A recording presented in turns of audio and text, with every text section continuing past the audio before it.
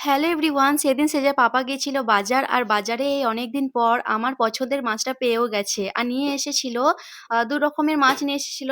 রুই আর এই মাছ। আর পরে সেদিনে কিন্তু এই মাছটা রান্না করা হয় নাই।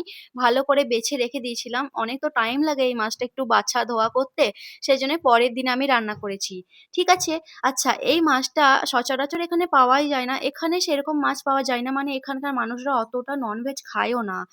সব মানুষরা ভেজিটেরিয়ান। আমাদের ক্যান্টি এরিয়ায় অনেক বাঙালি থাকে। ক্যান্টে যারা ননভেজ খায় তাদের জন্যেই এখানে মাছের দোকানগুলো বসেছে। আচ্ছা, আমাদের ক্যান্টের ভিতরে কিন্তু মাছের দোকান নেই। বাইরে থেকে আনতে হয়। সেজন্য গেটের পাশেই থাকে হচ্ছে মাছের দোকানগুলো। ঠিক আছে? আর এই মাছটা আমি আমার মায়ের মতো করে রান্না করছি। আমার মায়ের হাতের মাখা এই চুনা মাছের চচ্চড়িটা বেশ ভালো লাগে। আর ঠিক তেমনভাবে আমি ফলো করে বানিয়েছিলাম। কিন্তু খেতে দারুণ হয়েছিল। অনেকদিন পর খাওয়া হয়েছিল, ওইজন্য আরো বেশি টেস্টি লেগেছিল আমাদেরকে। এখানে আমি ২ টো পেঁয়াজ নিয়েছি বড়, বড় পেঁয়াজগুলো কেটে নিয়েছি একটু পাতলা, পাতলা করে। তারপরে একটা টমেটো দিয়েছি, ৪-৫ টা মতো কাঁচা লঙ্কা দিয়েছি। এখন হাতে এভাবে ভালো করে মাখাতে হবে সামান্য মসলা দিয়ে।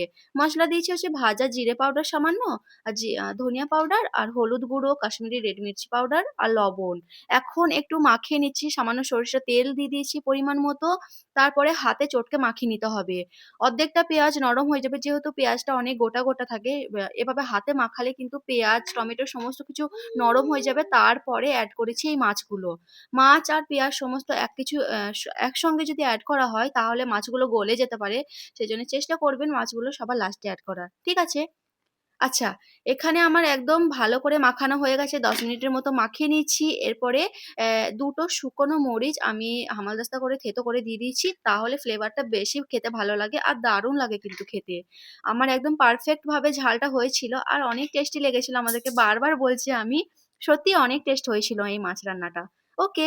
এরপরে আমি সামান্য পানি দিয়ে দিয়েছি পরিমাণ মতো। এখন আর কিচ্ছু দেওয়ার দরকার নেই। ঢাকনা দিয়ে ২০ মিনিটের মতো আমি ফুটিয়ে নিয়েছিলাম। ১ম এ মিডিয়াম টু লো আঁচে একবার জাল দিয়েছি, তারপর ঢাকনাটা খুলে একবার নাড়াচাড়া করেছি। এই মাছ রান্না করার জন্য বেশি নাড়াচাড়া করার দরকার নেই, তাহলে এই চুনা মাছগুলো তো ছোট, গলে যাওয়ার চান্স আছে। ওকে, আ এই তো আমি ২০ মিনিট পর দেখাচ্ছি ঢাকনাটা খুলে। এখন একটু নাড়াচাড়া করে নিচ্ছি। তারপরে আরো ১০ মিনিটের মতো ঢাকনা দিয়ে আ লো আঁচে একদম বানিয়ে নিব। ওকে? আর এই মাছটা না বেশি নাড়াচাড়া করার কোনো দরকার নেই। অলরেডি আগে থেকেই মাখিয়ে নিয়েছিলাম হাতে সেজন্য একবার এভাবে খুন্তি করে আলতোভাবে এভাবে উল্টে দিতে হবে। ওকে। আর ঠিক আছে। আমি একবার নাড়াচাড়া করে নিয়েছি। তারপরে ঢাকনা দিয়ে দিব। ঢাকনা দেওয়ার পর ফুটে গেলেই কিন্তু রেডি। আর আমার বাগানে ফ্রেশ ধনিয়া পাতার এড করেছিলাম। এখন ধনিয়া পাতা অতটা তো সেন্ট নেই। বাট বাগানে লাগিয়েছিলাম বলে অল্প, অল্প তো সেন্ট আসছে। বেশ ভালো লেগেছিল আমাদেরকে। তারপরে একটা কথা লাস্টে আমি একটু তেঁতুল দিয়েছিলাম। এই চুনা মাছে একটু তেঁতুল দিলে দারুণ লাগে। আমার মা বলে যে চেষ্টা করবে অল্প একটু তেঁতুল দেওয়া। তাহলে খেতে বেশি একটু টক, টক, মিষ্টি, মিষ্টি, ঝাল, ঝাল ৩ রকমের স্বাদটা বেশ পাওয়া যায়। ঠিক আছে? টমেটো দিয়েছি। টমেটো দেওয়ার পরও কিন্তু অতটা টক হয় না। সেজন্য তেঁতুলটা এড করবেন। ওকে, আমার একদম রেডি হয়ে গেছে এই চুনা মাছের রেসিপিটা। সবার লাস্টে আমি ধনিয়া পাতা কুচোনোটা এড করে দিবো। আর কালারটা দারুণ এসেছিল। কেন জানি না ভিডিওতে ফ্যাকাসে লাগছে।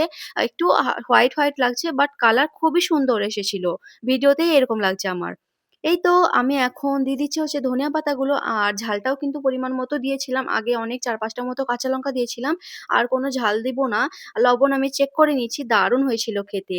ওকে, কেমন লাগলো আমার এই আজকের রেসিপিটা অবশ্যই জানাবেন। আপনারাও অবশ্যই ট্রাই করবেন। ওকে, বাই, টেক কেয়ার, আল্লাহ হাফিজ।